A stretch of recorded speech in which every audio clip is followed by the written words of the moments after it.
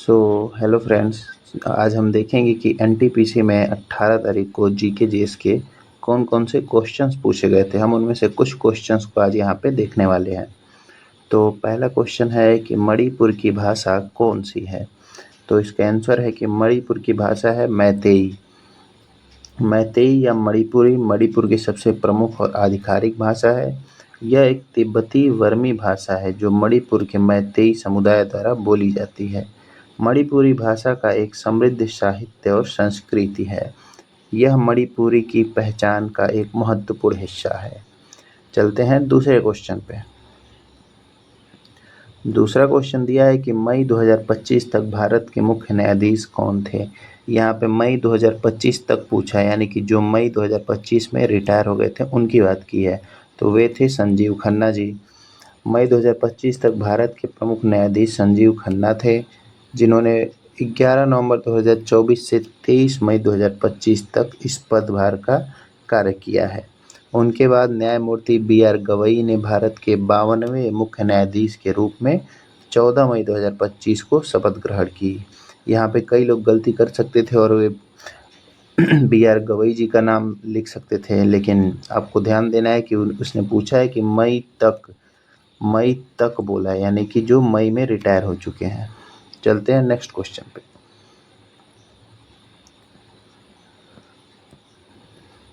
भारत के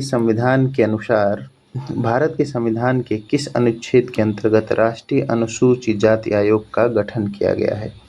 तो ये था आर्टिकल 338। अनुच्छेद 338 में राष्ट्रीय अनुसूचित जाति आयोग के गठन और उसके कार्यों का उल्लेख है।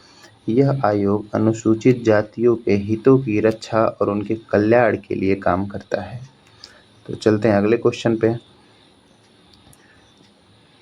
इसमें पूछा है कि भारत के संविधान का कौन सा अनुच्छेद सर्वोच्च न्यायालय को रिट जारी करने का अधिकार देता है। तो आप सभी को पता होगा कि सर्वोच्च न्यायालय जो है आर्टिकल 32 से रिट जारी करता है, और जो हाई कोर्ट है आर्टिकल 226 से रिट जारी करता है। तो वही यहाँ पे सारा दिया है, आप इसको पढ़ सकते हैं। और यहाँ पे जो रिट 5 प्रकार के होते हैं उनका भी यहाँ पे उल्लेख किया गया है। पहला होता है हैबियस कॉर्पस, जिसका अर्थ होता है कि सशरीर प्रस्तुत करना, यानी कि शरीर को प्रस्तुत करना। इसमें कोर्ट जो पूछता है कि आपने इसको हिरासत में लिया है, क्या उसे आप कानूनी रूप से लिए हैं या फिर ऐसे ही उठा लिए हैं।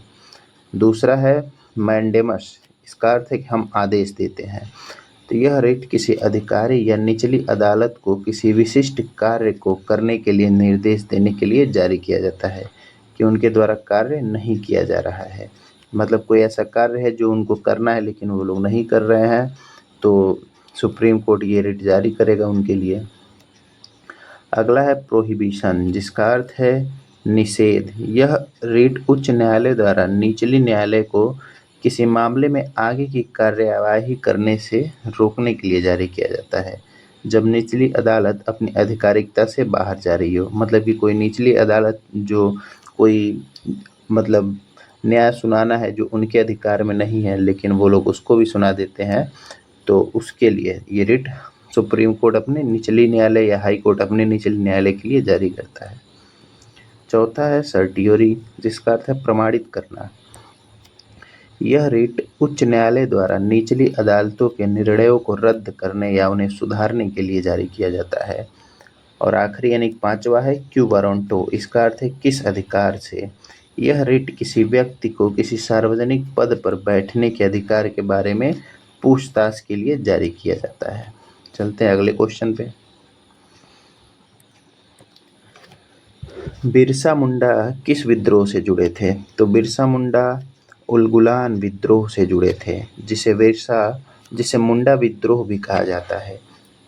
यह विद्रोह 19वीं शताब्दी के अंत में ब्रिटिश शासन के खिलाफ हुआ था, जिसमें आदिवासियों के अधिकारों की रक्षा और उनकी जमीन, जंगल और जल संसाधनों पर उनके नियंत्रण की मांग की गई थी। अगला क्वेश्चन है, उत्तर भारत के मैदानी भाग की प्रमुख मिट्टी कौन सी है। तो भारत के मैदानी भाग की प्रमुख मिट्टी है जलोढ़ मिट्टी, जो हिमालय से निकलने वाली नदियों द्वारा लाए गए अवसादों से बनी होती है। यह मिट्टी अत्यधिक उपजाऊ है और इस क्षेत्र को कृषि के लिए आदर्श बनाती है। अगला क्वेश्चन है कि टिहरी बांध किस नदी पर स्थित है? तो टिहरी बांध भागीरथी नदी पर स्थित है।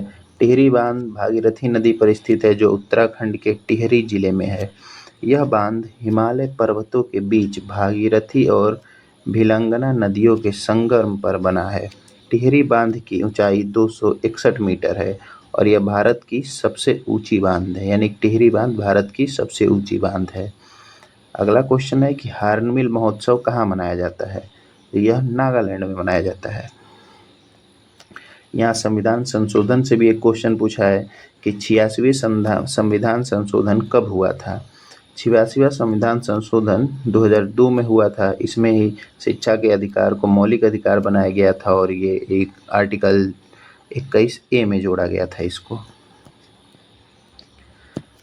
तो दोस्तों, वीडियो देखने के लिए आप लोगों का बहुत बहुत धन्यवाद। और मेरा भी पेपर जल्द ही होने वाला है। अभी तक तो डेट नहीं आया, लेकिन देखते हैं कब तक डेट आता है। जब डेट आएगा, एग्ज़ाम सिटी आएगी, तो मैं अपडेट करूँगा।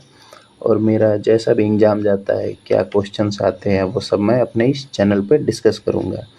तो अपडेटेड रहने के लिए हमारे चैनल को सब्सक्राइब करें।